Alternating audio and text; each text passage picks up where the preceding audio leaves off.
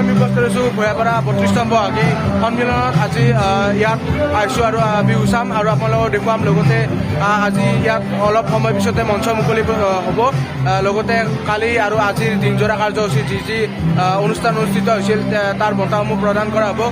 কালি আধুনিক নৃত্য প্ৰতিযোগিতাতো যি হৈছিল মই অংশগ্ৰহণ কৰিছিলোঁ আধুনিক নৃত্য প্ৰতিযোগিতাত। আৰু এয়া হৈছে ৰণ, আৰু ৰণ আজি মোৰ লগতে থাকিব, ভিডিঅ' কৰিব আৰু আপোনালোকক মই গোটেই পৰিৱেশটো দেখুৱাবলৈ চেষ্টা কৰিম আজি। আৰু কালি অংশগ্ৰহণ কৰি বহুতে ভাল লাগিল। লগতে আজি দীপান্বিতা বা আমাৰ এই অনুষ্ঠানৰ বিশেষ আকৰ্ষণ তেওঁকো দেখুৱাবলৈ চেষ্টা কৰিম। আপোনালোকে যাতে ব্লগটো একদম শেষলৈ চাই ৰাখে। হাই ফ্ৰেছ, আজি আমাৰ লগত এয়া ভৈয়াপাৰা বহাগী সন্মিলনৰ সভাপতি আছে। নমস্কাৰ জনাইছোঁ। আজি আপোনালোকৰ কি কি বিহুত মানে কি কি অনুষ্ঠান আছে অকণমান আমাৰ দৰ্শকসকলক যাতে কৈ দিয়ে। 32তম ভৈয়াপাৰা বিহু সন্মিলনৰ দ্বিতীয় দিনাৰ দ্বিতীয় নিশা আজি মঞ্চত সাংস্কৃতিক অনুষ্ঠান আৰম্ভ হ'ব। অলপ পিছতে আমাৰ মঞ্চ মুকলি হ'ব। আৰু মঞ্চ মুকলিৰ পাছতে আমাৰ বিষয়বিলাকসকলে যিধৰণে আমাৰ এৰেঞ্জমেণ্ট কৰিছে সেইধৰণে আমাৰ মঞ্চত সাংস্কৃতিক সন্ধিয়া আৰম্ভ হ'ব।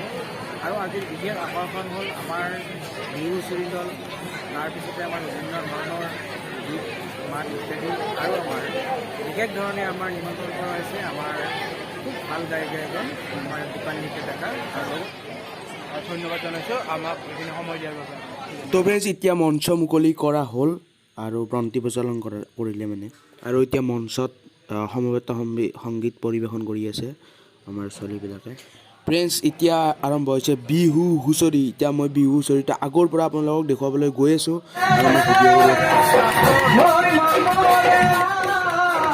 তো ফ্ৰেণ্ডছ চাওক আৰম্ভ হৈছে বিহু, মানে শেষ হ'বলৈ হ'ল। বিহু হুঁচৰি চাই থাকোঁ আৰু মোৰ বন্ধু বাস্তৱে ঢোল বজাই আছে, পূৰা বাস্তৱে মানে পূৰা ঢোল বজাই আছে। আৰু এতিয়া মই ভিডিঅ' কৰি আছোঁ, আপোনালোকে চাওক। আৰু মানে বিহু হুঁচৰি যেতিয়া উঠে আৰু এতিয়া পূৰা একদম বহুত ভাল লাগে। আপোনালোকে এতিয়া ভিডিঅ'টো চাই থাকক আৰু হুঁচৰিটো একদম শেষলৈ চাওক। বেছি নাই আৰু শেষ হ'ব এতিয়া।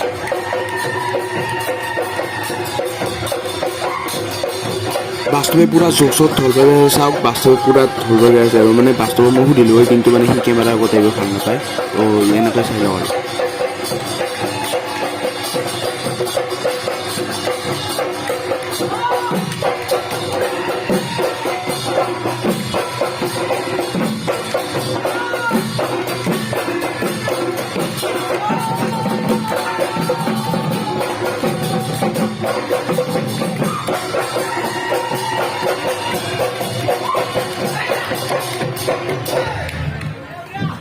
মজা সকল আপোনালোকে বিহু হুঁচৰি প্ৰগ্ৰেম চালে।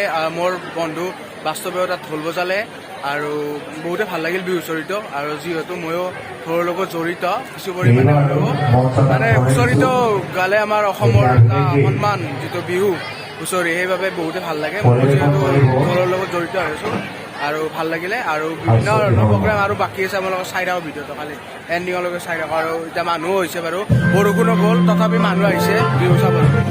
তো ফ্ৰেণ্ডছ, এতিয়া আৰম্ভ হৈছে গীতৰ প্ৰগ্ৰেম। অলপমান গীত শুনিলেও আপোনালোকে, কিন্তু মই বেছি দেখুৱাব নোৱাৰোঁ কাৰণ মই কপিৰাইট পৰি যাব পাৰে। আৰু দীপান্বিতা বাও আহিব অকণমান পিছতে, আৰু কিন্তু বৰষুণো দি আছে পূৰা। তো চাই থাকক ভিডিঅ'টো।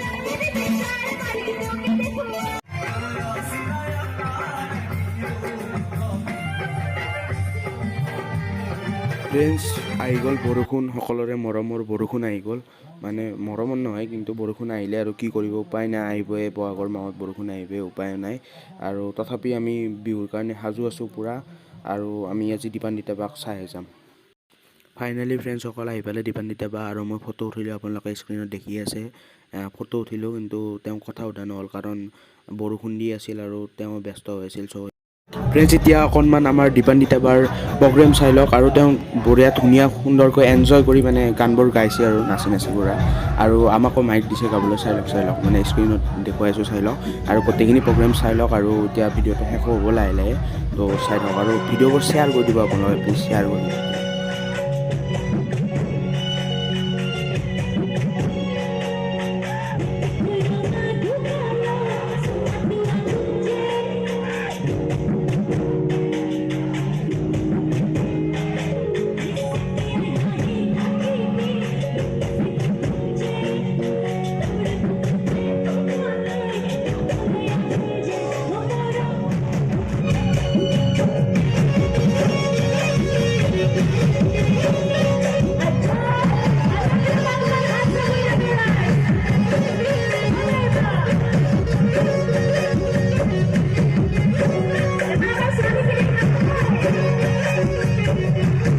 ফ্ৰেণ্ডছ এতিয়া মোৰ লগত আছে অৰ্ণৱ। আজি বিহু চাই কেনেকুৱা লাগিল অৰ্ণৱ? ভাল লাগিল, কিন্তু অকণমান বৰষুণ দিয়াৰ বাবে বেয়া লাগিল। বেয়া লাগিল, অলপ প্ৰব্লেম হৈ গ'ল মানে দীপ্তিজ্যোতিৰ কাৰণে মানে বৰষুণ দিয়াৰ বাবে তেওঁলোকে এতিয়া পৰিৱেশন কৰিব পৰা নাই, অলপ পিছতে কৰিব।